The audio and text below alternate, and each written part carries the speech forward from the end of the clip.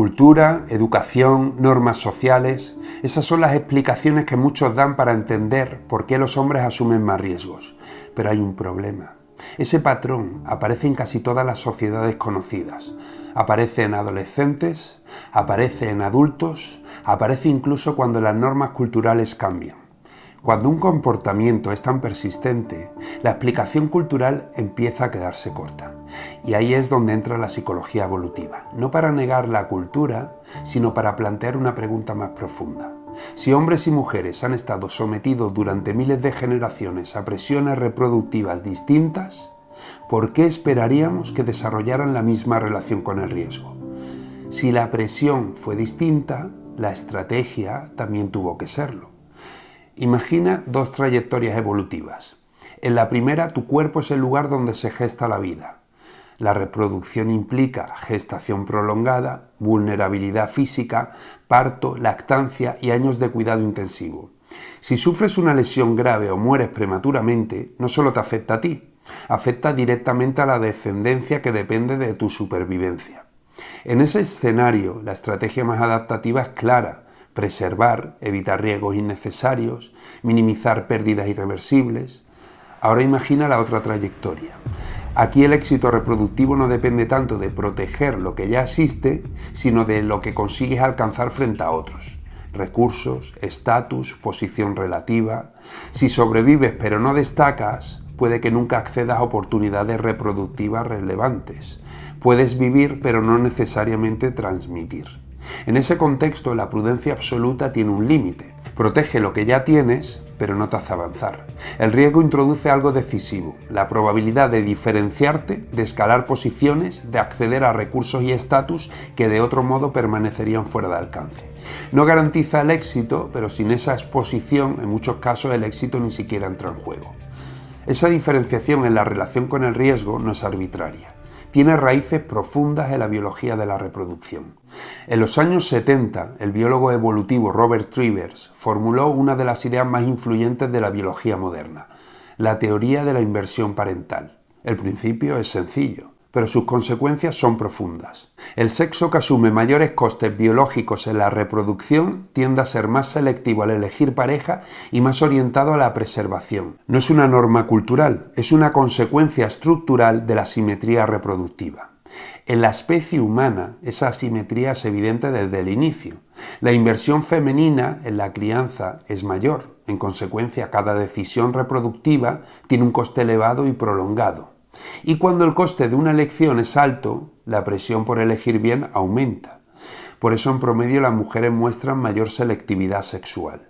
No porque alguien lo haya enseñado recientemente, sino porque el error reproductivo es más caro. Elegir mal no era solo una mala decisión afectiva, podía comprometer recursos, protección y la viabilidad de la descendencia durante años. En los hombres, en cambio, la inversión biológica inicial es menor y menos limitante en cada oportunidad reproductiva.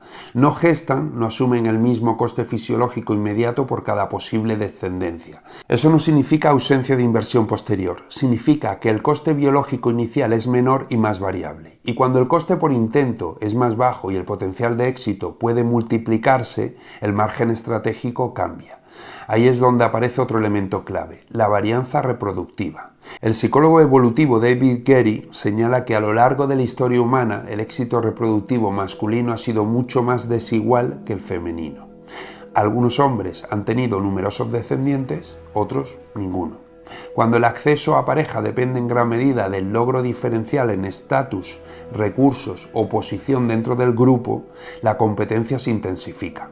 Bajo esas condiciones, asumir riesgos puede convertirse en una estrategia evolutivamente rentable, incluso con alta probabilidad de fracaso, porque la prudencia garantiza supervivencia, pero no necesariamente reproducción. El riesgo introduce varianza, y la varianza abre la posibilidad de ascenso. Para quienes ya están en una posición segura, la prudencia protege. Para quienes necesitan escalar posiciones, el riesgo puede ser la única vía disponible. Desde esta lógica, la mayor disposición masculina a asumir riesgos no aparece como una anomalía cultural reciente. Aparece como una respuesta coherente a una estructura histórica donde el éxito reproductivo dependía en gran medida de la capacidad de diferenciarse frente a otros hombres. Ahora bajemos al presente. Imagina un grupo de amigos de 30 años. Uno de ellos ha dejado un empleo estable para lanzar una empresa tecnológica. Otro está invirtiendo en activos altamente volátiles.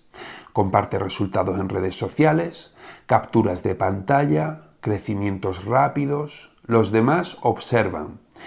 Y aparece algo que hoy llamamos FOMO, Fear of Missing Out, miedo a quedarse fuera. Pero el FOMO no es solo ansiedad. Es la reacción emocional que aparece cuando percibes que otros están ascendiendo mientras tú permaneces estático. Desde una perspectiva evolutiva, quedarse fuera de oportunidades significaba perder posición relativa. Y la posición relativa importaba, no solo en términos materiales, también en términos reproductivos. El FOMO puede interpretarse como una activación moderna de antiguos sistemas de competencia por estatus, porque cuando percibimos que otros avanzan, no solo observamos su éxito, sentimos la presión de no quedarnos atrás. Y bajo esa presión, la relación con el riesgo cambia. Aquí ocurre algo interesante. Cuando el riesgo se vuelve visible ante otros, deja de ser solo una decisión individual. Empieza a funcionar como mensaje. Cuando el riesgo empieza a funcionar como mensaje, se convierte en señal pública. Lanzar una startup, invertir de forma agresiva, competir en mercados exigentes, aceptar retos profesionales inciertos. Estas decisiones no solo buscan beneficio, comunican algo: ambición, confianza, capacidad de asumir costes.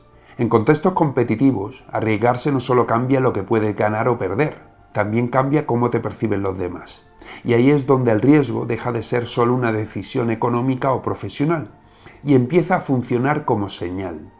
En biología evolutiva esto se conoce como señalización costosa, costly signaling. Es un principio sencillo. Transmitimos valor o capacidad mediante conductas que implican costes reales. Riesgo, pérdida potencial de recursos, exposición al fracaso. Y precisamente porque esas conductas son caras de sostener, resultan creíbles. Solo quien pueda asumir el coste puede emitir la señal de forma consistente. Solo quien puede permitirse el riesgo puede usarlo como demostración de capacidad. Por eso, cuando alguien asume riesgos visibles, no solo intenta ganar, también está mostrando algo sobre sí mismo, y los demás lo perciben. Este fenómeno no se limita a ejemplos aislados. En contextos reales también aparece. El psicólogo organizacional Mark Ballman, especializado en comportamiento económico, ha observado este mismo patrón en inversores de capital riesgo. En sus estudios, la simple presencia de hombres físicamente atractivos aumentaba la asunción de riesgos financieros. Y lo interesante es que no era el hombre atractivo quien asumía más riesgo, eran los demás quienes tomaban decisiones en su presencia. El rival de alto valor actuaba como activador competitivo y la conducta arriesgada empezaba a funcionar como señal de confianza, capacidad y posición relativa. Desde fuera puede parecer una simple decisión económica, pero en el fondo estamos observando el mismo mecanismo descrito antes: señalización costosa en acción. El mecanismo psicológico es antiguo, lo que cambia es el escenario. En entornos ancestrales, los costes de riesgo eran físicos: caza, combate, exploración. Hoy esos mismos mecanismos se trasladan al ámbito económico, profesional o social: inversiones agresivas, decisiones empresariales arriesgadas, competencia visible. La lógica subyacente no cambia. El riesgo funciona como señal. Una señal dirigida a competidores, pero también a potenciales parejas. A través del riesgo visible se transmite algo difícil de fingir: capacidad, ambición, tolerancia a la incertidumbre, acceso potencial a recursos. Asumir riesgos no solo busca beneficios materiales, también puede aumentar atención, mejorar posición relativa y reforzar atractivo. Históricamente, quienes lograban destacar frente a otros hombres tenían más probabilidades de acceder a recursos y estatus y con ello a mayores oportunidades reproductivas. Por eso, incluso en escenarios modernos, donde las consecuencias ya no son las mismas, el impulso a utilizar el riesgo como vía de diferenciación sigue profundamente arraigado. Un ejemplo cotidiano permite verlo con claridad. Imagina un grupo de chicos jóvenes en una playa, un parque o una fiesta. Empiezan con algo trivial: ¿quién salta más? ¿Quién levanta más peso? ¿Quién se atreve a hacer algo más arriesgado? Al principio es juego, pero en cuanto aparece público, la dinámica cambia. Si hay otros hombres observando, especialmente aquellos con mayor presencia, atractivo o estatus dentro del grupo, la intensidad sube. En ese contexto, lo que está en juego es la posición relativa dentro de la jerarquía masculina.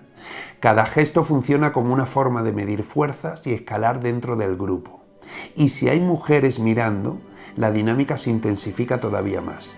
El coste es visible, puede fallar, hacer el ridículo o quedar en mala posición frente al grupo. Pero precisamente por eso la conducta funciona como señal.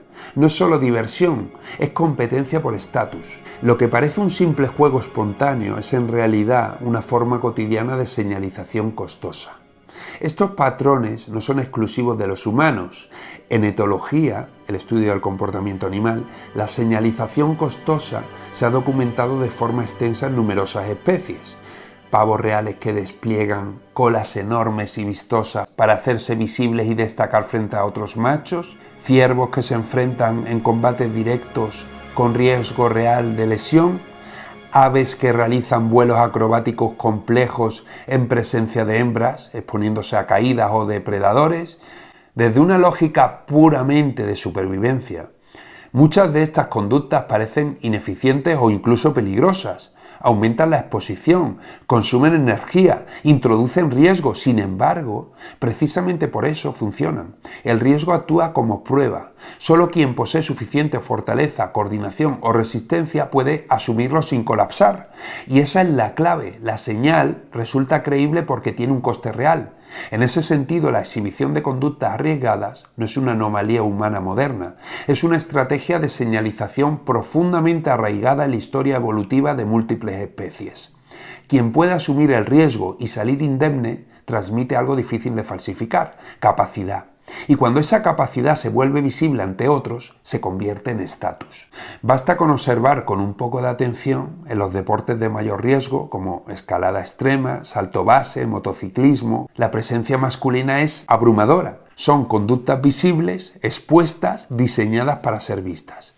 Lo mismo ocurre en el ámbito laboral. Si uno observa las profesiones con mayor índice de peligrosidad, trabajos en altura, minería, operaciones de rescate, pesca en alta mar, construcción pesada, la sobrerepresentación masculina vuelve a aparecer. No se trata de casos aislados, es un patrón. Allí donde el riesgo es físico, visible y potencialmente costoso, la participación masculina aumenta de forma sistemática. Y cuando un patrón aparece de manera tan consistente en contextos y culturas distintas, la explicación difícilmente puede reducirse a una simple coincidencia cultural. Lo que estamos viendo es la expresión contemporánea de una disposición más profunda. Y esa disposición no surgió ayer. Vivimos en sociedades que promueven estabilidad y seguridad.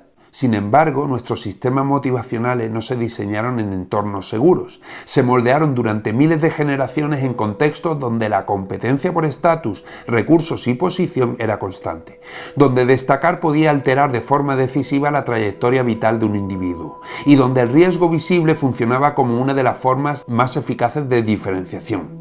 Por eso, incluso en sociedades modernas que valoran la prudencia y la estabilidad, el impulso hacia el riesgo no desaparece, sino que se desplaza.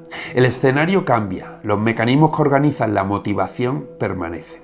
Las culturas pueden modificarse en décadas, pero las disposiciones formadas durante milenios lo hacen con mucha más lentitud. Y cuando ambos niveles se superponen, lo que observamos no es una conducta nueva, sino la adaptación de impulsos antiguos a entornos contemporáneos. Ahora bien, conviene introducir un matiz importante. Hablar en términos evolutivos no significa que todos los hombres sean arriesgados ni que todas las mujeres sean prudentes. Hablamos de tendencias promedio, de distribuciones, de diferencias en probabilidad, no de caminos predeterminados. La cultura modula, la educación influye, las normas sociales importan, pero operan sobre disposiciones que no surgieron ayer y precisamente por eso, para entenderlas, necesitamos mirarlas en su escala histórica. Si durante miles de generaciones el riesgo funcionó como vía de ascenso para unos y como amenaza directa para otras, no debería sorprendernos que esa huella psicológica siga presente. La inclinación al riesgo no es un error de diseño social. Históricamente ha sido una de las fuerzas que han impulsado exploración, innovación y transformación. Sin esa disposición, muchas de las estructuras que hoy sostienen nuestras sociedades no existirían. Entender el origen de esta tendencia implica reconocer que cumple una función. Cuando observamos la relación masculina con el riesgo desde esta perspectiva, deja de parecer una simple imprudencia individual y empieza a verse como la expresión moderna de una lógica evolutiva que durante milenios vinculó riesgo, estatus y oportunidades reproductivas. Antes de juzgarlo, conviene entender qué función ha cumplido. Solo entonces podemos decidir qué lugar debe ocupar en el presente. Soy Manuel García y analizo las diferencias entre hombres y mujeres desde la psicología, la biología y la evolución, sin consignas, con datos. La evolución no diseña ideologías, diseña estrategias de supervivencia. Si quieres comprenderlas, este es tu canal.